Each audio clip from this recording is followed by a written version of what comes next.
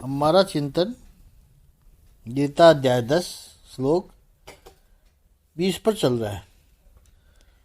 आत्मा पे हम चिंतन कर रहे।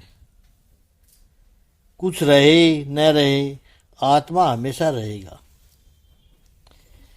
आत्मा अस्तित्व की जड़ है, अस्तित्व का रूट है, अस्तित्व का मूल है। आत्मा यदि न हो तो अस्तित्व ही न हो।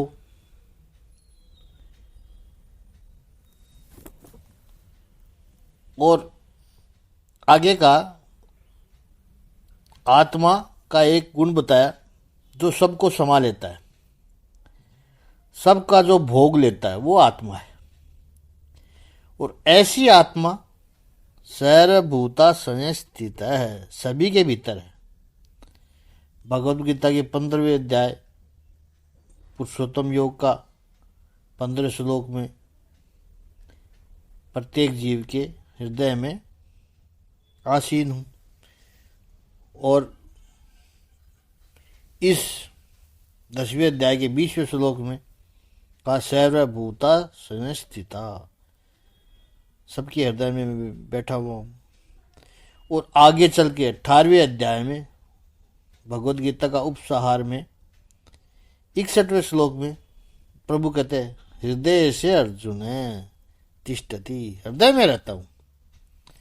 सर्वभूत संयत स्थित है, हृदय तिष्ठति। ऐसा जो आत्मा है जो सबके हृदय में स्थित है, तो यह आत्मा है क्या, इसको हमने समझा। हम आदर्श रूप से कहते हैं कि वो आत्मा किसी का ऑब्जेक्ट नहीं बन सकता है, लेकिन चिंतन के लिए आत्मा भी मैं का, द सेल्फ का विषय बनता है। क्योंकि यदि मैं का ये सेल्फ सेंस न हो तो फिर चिंतन किसका करेंगे? फिर तो ईश्वर कहाँ हो है, सृष्टि कहाँ है, कुछ भी नहीं है। तो इस सृष्टि से यदि देखा जाए तो पूरे अस्तित्व का केंद्र ये मैं है, स्व है, आत्मा है, द सेल्फ सेंस है। और भगवान कहते हैं कि जिसको तुम ढूंढने निकले हो, पहले ये तो सोचो कि ढूंढने निकला कौन है। क्योंकि उसके बिना जब तक ये पता नहीं होगा कि ढूंढने निकला कौन है, तब तक ढूंढोगे क्या। और ये जो ढूंढने निकलने वाला व्यक्ति है, तत्व है, वो ही मैं हूं। अहम आत्मा गुणाकेश सर्वभूताश्रय स्थित है। ये तुम्हारी यात्रा का आरंभ हो रहा है, उसका बिंदु ही मैं हूं। स्वयं को ही स्वयं ढूंढ रहा है। ये मेरी विभूति है। प्रभु ने कहा कि सबके हृदय में बैठा हूं, ये मेरी विभूति है। जिस क्षण हमें आध्यात्मिक चेतना का आरंभ होता है, हमारी खोज शुरू होती है, कहे तो हमारी आंखें खुलती है कुछ ढूंढने के लिए। ये आंखों का खुलना, भगवान कहते हैं ये मेरी ऊर्जा है, मेरी विभूति है। क्योंकि यह नहीं होता तो हमारी खोज ही नहीं होती। श्रुति वेद का मंत्र है, इस परमात्मा ने सृष्टि का सृजन किया। लेकिन सृजन तो कुमार भी करता है घड़े का, लेकिन घड़े का सृजन करके कुम्हार उस घड़े को अलग रख देता है, दूसरे अपने काम में लग जाता है। फिर घड़ा रहे ना रहे, कुम्हार को कोई फर्क नहीं पड़ता है। और कुम्हार रहे या ना रहे, घड़े को कोई फर्क नहीं पड़ता है। परमात्मा ने सृष्टि का सृजन किया, तब फिर क्या वो सृष्टि से अलग हो गया? नहीं, उस सृष्टि में आकर के वो रहा। और ये तो हम सब जानते हैं कि परमात्मा सृष्टि के कण कण में है। थोड़ा सा हमें अपने आप पर गर्व हो, ऐसी बात महापुरुष बता रहे हैं। परमात्मा सृष्टि का सृजन करता है। परमात्मा सृष्टि का सृजन करके सृष्टि में रहा है। तो वो किस रूप में रहा है? वो उस प्रत्येक आत्मा के रूप में रहा है, जिसका हम चिंतन किया था कल। श्रुति ग्रंथ कहते हैं कि परमात्मा स्वयं जगत बना है, क्योंकि इस जगत के लिए सामान तो बाहर से आया नहीं, ईश्वर ही जगत बना है। और इस जगत में जीव रूप लेकर के परमात्मा संसार में रहा है, वो रह रहा है। इसलिए वेदांत कहता है अयम आत्मा ब्रह्म। हम ईश्वर से अलग नहीं है। ईश्वर इस सृष्टि में रहेगा। कैसे रहेगा? क्योंकि वो तो सर्वव्यापी है, तो रहेगा कैसे? अगर अपनी बनाई हुई उस सृष्टि का उसको आनंद लेना है, तो उसने जीव का यानी हमारा रूप लिया परमात्मा ने, और सृष्टि का आनंद ले रहा है। मोहे कहाँ ढूंढे रे बंदे, मैं तो तेरे पास हूं, तेरे भीतर हूं। भक्ति मार्ग में जीवात्मा परमात्मा को ढूंढने निकलने की बात करे तो मधुर है, उसका सौंदर्य है। लेकिन वेदांत से यदि पूछा जाए कि जीवात्मा परमात्मा को ढूंढने निकलता है, तो वेदांती हंसेगा, मजाक करके करेगा। क्या कहते हो, अपने आप को ढूंढने चले हो, ऐसा बोलेगा वेदांती। और जिसको तुम ढूंढ रहे हो वो ही तुम हो। तो जितना ढूंढने जाओगे उतना ही स्वयं से दूर होते जाओगे। कहां ढूंढने निकले? इसलिए यहां भगवान कहते हैं सभी के अंदर अंतःकरण में रहा हुआ जो आत्मा है वो ही मैं हूं। उसकी उपासना कर हे गुड़ाकेश। और गुड़ाकेश संबोधन भी इसीलिए किया। यदि बाहर कहीं ढूंढना होता तो ढूंढ सकते थे, लेकिन भीतर ढूंढना हो तो उसके लिए होश चाहिए, अवेयरनेस चाहिए। इस तरह की जागृति रखनी होगी। जरा सी भी आपकी झपकी लग गई, जरा सी भी बेहोशी हुई, झपकी लेके, नींद बेहोशी है, जरा सा भी गाफिल हुए तो चूक जाओगे। एक कदम भी दूर निकला कि चूका। और स्वयं में स्थित रहा तो अपने आप से जुड़ा रहेगा, परब्रह्म से जुड़ा रहेगा, आत्मा से जुड़ा रहेगा। और भगवान कहते हैं मुझसे जुड़ा रहेगा। बाहर निकला कि भटका। अहम आत्मा गुड़ा केश है, सर्वभूता संस्थित। एक बात और है, महापुरुष फुर्सत के क्षणों में चिंतन कर रहे थे, या फुर्सत के क्षणों में चिंतन होता है, वो अनुभव शेयर कर रहे हैं।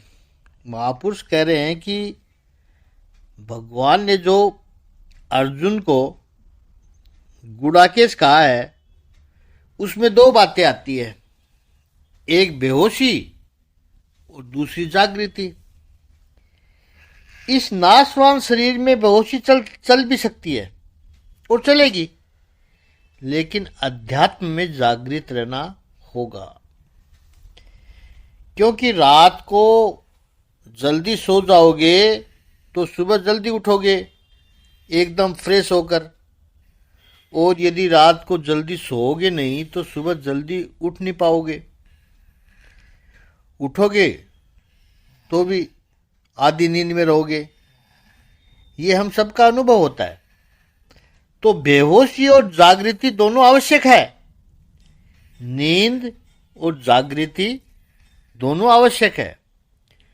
तय हमें केवल इतना करना है कि कब नींद लेनी है और कब जागृति करनी है।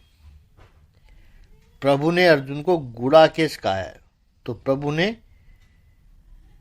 नींद की निंदा नहीं की है, नींद बुरी है ये नहीं कहा है।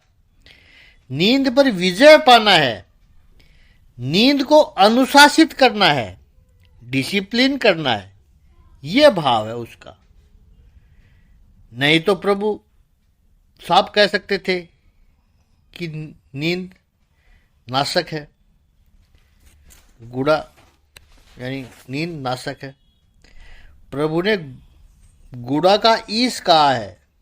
छोटे थे तो गुरुजन या अभिभावक जन कहते थे कि रात को जल्दी सो जाओगे और सुबह जल्दी उठ जाओगे तो बल बढ़ेगा, बुद्धि बढ़ेगी, सुखी रहोगे, स्वस्थ रहोगे, स्वास्थ्य ठीक रहेगा।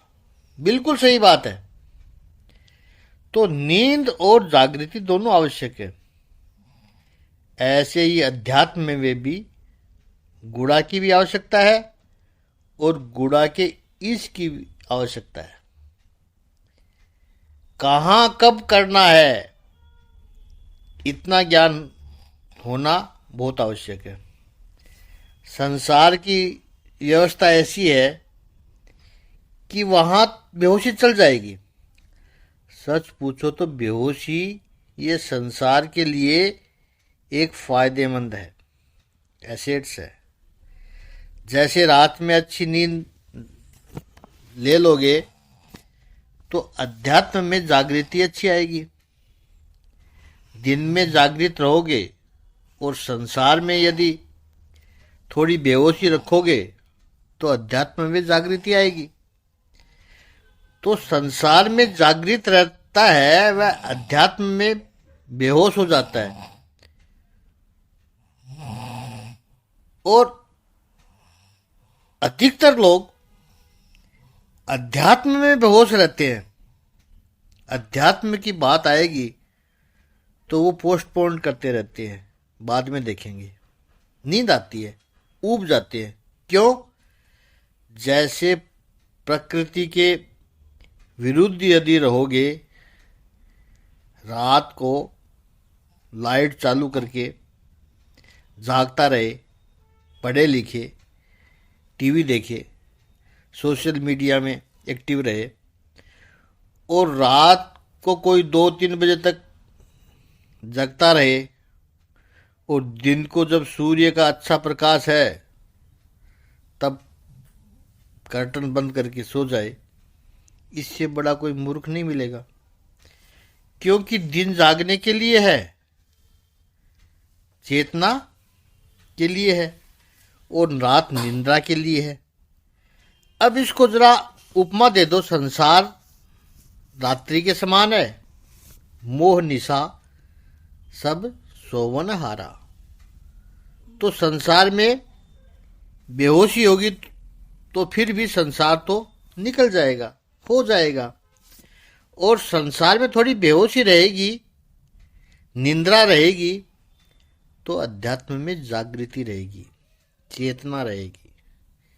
लेकिन लोग अध्यात्म में सोते हैं और संसार में जागते हैं। क्योंकि संसार में जागते हैं इसलिए अध्यात्म में वो जाग नहीं पाते हैं, सोते रहते हैं। और ऐसा यदि महापुरुष कह रहे हैं तो वो चिंतन करके, दर्शन करके अपने अनुभव कहते हैं। कभी कभी संसार में चेतना, कभी कभी नहीं, हमेशा संसार में जागृति समस्या का कारण होती है। अध्यात्म में बेहोशी समस्या का कारण है। संसार में जितने लोग भी बेहोश रहे, नरसिंह मेहता संसार में बेहोश रहे, तो उनका क्या फर्क पड़ा? बोलो, काम तो उनके सारे निकले। अपनी पुत्री नानीबाई का भात भरना था। नरसिंह मेहता बेहोश थे, तो भगवान सेठ बन के आए और काम कर दिया। नरसिंह स्वयं नहीं कर पाए, बेहोश रहे, तो क्या काम अटक गया? नहीं, काम तो हो गया, और खुद करते उससे भी अच्छा हो गया। अरे प्रिय सज्जनों, संसार में बेहोशी की तो बात ही छोड़ो, व्यक्ति संसार में न भी रहे तो संसार चलता रहता है। संसार में जागृति की बहुत अधिक आवश्यकता नहीं है, लेकिन अध्यात्म में यदि आप जागृत न रहे तो आपके बिना काम नहीं चलेगा।